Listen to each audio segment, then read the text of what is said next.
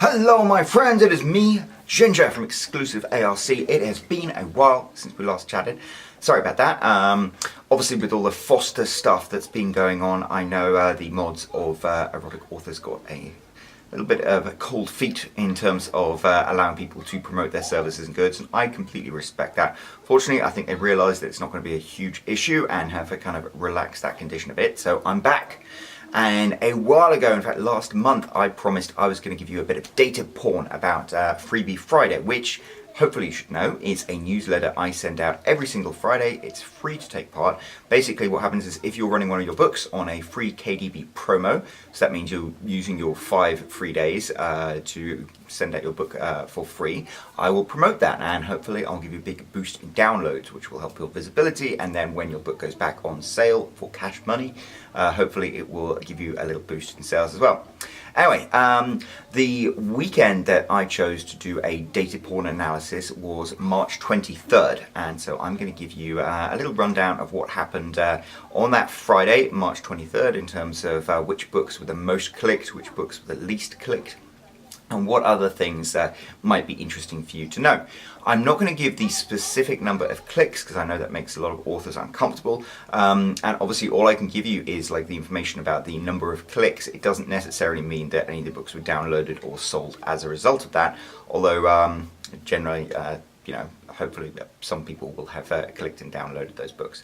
So anyway, without further ado, let's get on with it. Okay, so here we go, the Freebie Friday report for Friday, March 23rd, 2018. I don't know how many of you are subscribers, but you would have seen this little email on the right, which would have had all the books that we had listed down here. You just click on one of those, and it will take you to the book on Amazon where you can download it for free, unless it's one of the 3 at the top, which cost 99 cents. And that's one of the interesting new things we got. So, things of note. I'm going to discuss some of the specific books here, the top performers and the worst performers, and I'm not going to talk about the exact number of clicks they got because authors don't necessarily like that. I'm just going to talk about percentages. So I established like a baseline for the average number of clicks, and I'll show you some of the books that sort of hit those. Then I'll show you the books that went way above that and the books that went way below that, and give you some indication. Second thing is, all I can measure are clicks. So if somebody clicked one of these books, it doesn't necessarily mean that they downloaded it, or if it's one of these 99-cent ones, it doesn't necessarily mean they bought it. I don't know. Your mileage might vary depending on the results. The 99 cents. So at the top here, there are 3 books in red. Every week now, I will offer 3 books at 99 cents as a sort of promo deal. If you are interested in having one of your books promoted here, it costs $5, not a huge amount, and that's just a little something that I'm doing to try and sort of supplement me doing this. And I'll give you some information about how successful those are in a moment. And finally, up here we have this big blue button and stuff. I will run a Facebook post every week as well. I used to ask for donations to boost it as an advertised post. What I've actually found is it's better if I just ask my subscribers to share it themselves, and I've had much more impact with that than actually doing any paid advertising. Right, let's go to the books that sort of established the baseline for performance. This was Doing the Nanny by Chloe Valley, Krista Needs by Philippa Saint, and Alone in the Oil Fields by Simone Scarlett. These books were pretty much exactly the middle of the ground in terms of clicks. So this is kind of where we set our baseline. It's interesting because we've gone to definitely the erotica level, although I would say that these are sort of the higher end erotica. I mean, Krista Needs here has a really nice cover. Obviously some work has gone into that. I know Alone in the Oil Fields was about 25,000 words. That was like a legit novella there. And Doing the Nanny, I don't know, anything that involves a nanny and daddy and stuff like that always tends to do very well. So this is sort of where the baseline was. Now let's look at the best performing books. Okay, number 3, with 183%. That means 83% more people clicked on this than sort of the baseline. Was Dirty Weekend by Belle Splendor. Her forecast is calling for 8 inches. This is actually a great book. I think this actually ran with exclusive ARC, but very nice. I think this is successful because, Dirty Weekend, forecast calling for 8 inches. It's raunchy, but it's kind of classy at the same time. You've got a good looking guy here. Check out those abs. I don't think there's any surprise here why this did particularly well. Next book, Gain the Dirty Bride. It's actually got 85% more clicks.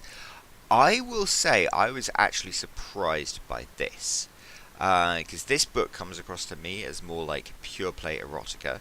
Not only that, but it's a book that I believe we've shared on Freebie Friday before, and normally Freebie Friday books that are repeated week after week don't ever do as well. So there we go, Railed by the Groomsman. Got 85% more clicks than our baseline. That's pretty impressive. The best performing book was No Way Out by Simone Scarlett. I don't really have it. I don't think this is a particularly surprising thing. This was a brand new book. MC romances always do really, really well. I think it's got a great cover, great concept. So there we go. I don't think there's any surprise to that. It was actually that weekend was also the author spotlight for Simone Scarlett.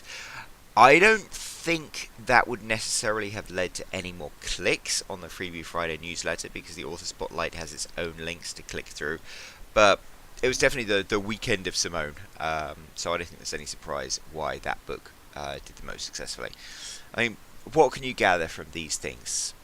Red seems to be a colour that does well on the covers. Definitely got some man abs going on, some tan. So I would say actually all the books kind of have like a similar colour scheme, similar look. You could read from that what you will, but there's the information. Now let's look at the poorest performers. These books were the least clicked on. Number 3 was Codename Echo. Now this is interesting. Autumn actually messaged me before signing up for Freebie Friday and said, look, my book is a romance, but it's also like a spy thriller. The cover doesn't necessarily like leap out with romance, and I think that was good call. She ran a free promo on it. It got 64% of the clicks that our average book would do. So it performed a little poorly compared to the others. That doesn't necessarily mean it performed poorly at all. It just means it was not one of the average clicked upon books. I think what's interesting, I don't think it has any reflection on the book at all. The cover just isn't a romance cover. It comes across more as like a spy thriller or a thriller book. And possibly for those specific audiences, it would have done really, really well. But I mean, our audience tends to like romance, erotica, and women's fiction. This is not necessarily like a screaming women's book, so I think that's maybe why it didn't perform like at the optimal level. I'd be interested to see, if Autumn was open to like doing a different type of cover, maybe that would be there. But I don't necessarily think that that's the right route to take. I think if you're writing a book that is not pure play romance, you don't want to like market it as romance. There's nothing wrong with just embracing what your book is, because exclusive ARC for all its advantages is not representative of Amazon as a whole. We're representative of like a certain segment of the romance market. So I don't know, Autumn Clark, I think you did a great job with this book. Don't let these figures dissuade you from continuing. Next book, 59% the number of clicks from average was A Swinger Tale by Nighty Night. Why do I think this book didn't perform as well as the others? Well, various reasons. I think first of all it just comes across as a short erotica tale. So again, the fact that it didn't perform on average doesn't necessarily mean that it's a bad book or anything like that. But I think people looked at this and were like, oh, that's an erotica book. I think working against it, Nighty Night is a really cute pen name, but I think that basically screams like I write naughty erotica and I have a cute name. And I don't necessarily think that's what the audience that I have built up for exclusive ARC are really into. Again, that doesn't necessarily mean it's not something that's going to perform well on Amazon. This is just with my subscriber base, because my subscriber base tend to like romance, full-length erotica books and women's fiction rather than like short, saucy tales. I think the biggest thing that works against this book is the fact that it's swap meet number one. I have definitely found that people don't like to be served like single segments in a series. They like a series as books, but they like them to be standalone, and they like them to be kind of self-contained. And books that are like one in a series or something like that never tend to do quite as well. And the cover as well. I mean, the cover's classy. You've got this beautiful brunette here with her curly hair. It's very sexy. It's kind of clean with the things. I would say though that the cover does come across a little as like a do-it-yourself, just because you've got the fonts that this one's swap meet. It's not super clear to read. The fact that you've got a Swinger Tale, swap meet number one, and Nighty Night, they're all kind of the same white with the same drop shadow. I don't know. I think this comes across as slightly more, I don't want to say amateurish because it's not, but as slightly more obviously like a self-published book than any of the better performing ones. Finally, at 52%, we had Cuckolded by a Futa. And Aura actually is a great author. Worked with her for quite a while. I think this is one of those examples of, again, none of the books that perform less well compared to like the average necessarily perform badly. Remember, my audience is not representative of Amazon as a whole. I think this book it didn't perform as well because it is specifically done for an audience that's into a specific kink. I mean, if you're into interracial cuckoldry and futanaris or she-males, basically, and sissification and BDSM, then this is your bag, baby. And actually, Aura is a great author for that. So, this is a great entry point for like what she does. But if you're not necessarily into any of those things, then you probably wouldn't have clicked on it. And I think that's the only reason why it didn't do as well as sort of the average books, is because it doesn't have like a general appeal. It's got a specific appeal. And there is nothing wrong with that. I think books that go for a specific niche audience are a really smart idea, because if you can keep repeating that niche and you can keep writing short stories in that particular fetish, then you are always going to have a predefined audience that's going to buy everything you write. So it's funny. I would say, even though at 52% of the average number of clicks, this was the poorest performing book, I don't think it's a poorly performing book at all. And I think Aura's actually onto something with what she does with her whole erotica as a whole. So there we go. Okay, the other section I think is worth talking about are the 3 books at the top that were the 99 cents. So every week I do 99 cents promo for 3 books, just to see whether we can actually get some of the authors some sales. These performed. They got 42% of the clicks that the free books did. The average performing free books did. This is interesting. All 3 books generally got the same number of clicks. I think it was like 1 click or 2 clicks difference between them all. I don't know how much that translated into sales. I've heard a bit from Lily and I've heard a bit from Simone, and they seemed very happy with the promotion. I definitely thought it was worth the $5, but I don't know how much necessarily the clicks will translate to sales. But you pay your money, you take your chances. I like to think that for $5, having a 99 cents promo up here is a good investment. It's up to you whether you agree with me or not. And to be honest, I'd love to hear your thoughts on that. So don't be shy about dropping me a comment and letting me know. Finally, I've also been doing a Facebook post to promote Freebie Friday. I've actually now started doing a Twitter post, but this predated that. When I started off, I asked for donations to actually boost the posts and advertise them. I found that generally didn't work as well as I wanted it to, so I haven't been doing that anymore. But here's an idea of like how it did. So we had 886 people reached, 28 reactions. So was that 45 post clicks, It says here that only one person clicked on the link and 3 other people clicked on other links. I'm not sure what those might have been, but I don't know. The Facebook post is there, and it definitely got shared with people. It definitely got seen by people. I don't necessarily know how effective it was. This is why I haven't been spending any money sort of advertising them, but it's definitely something I can continue doing. And that pretty much concludes the sort of data porn report. I don't think there was anything super exciting there, but it is always interesting to see, what did well and what didn't do well. So this is the ending slide here, but let's go back a bit to the top performing books here. Dirty Weekend and No Way Out, full-length novels, full-length romance novels. I think, to be honest, this just generally shows what it is that my subscribers at least like. They like full-length novels. They like them to be raunchy. I think there's something you can definitely take away from here.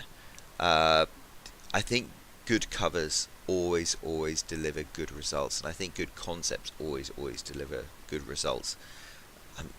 This middle one, Gang in the Dirty Bride, I have to admit, I'm always confused by that. Why that did so well.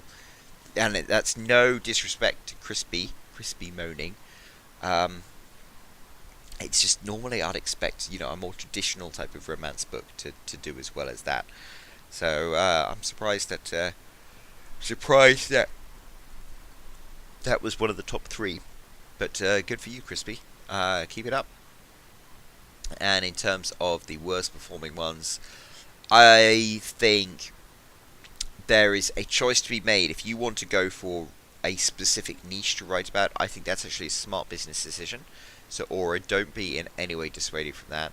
I think in terms of Nighty Night's book here, you definitely need to use your cover and blurb and font choice and everything like that to give people the indication that you're not just some regular schmo publishing stuff from your desk at home. Even if you are, you want to just add a slight air of professionalism to it, and then I think that would make all the difference.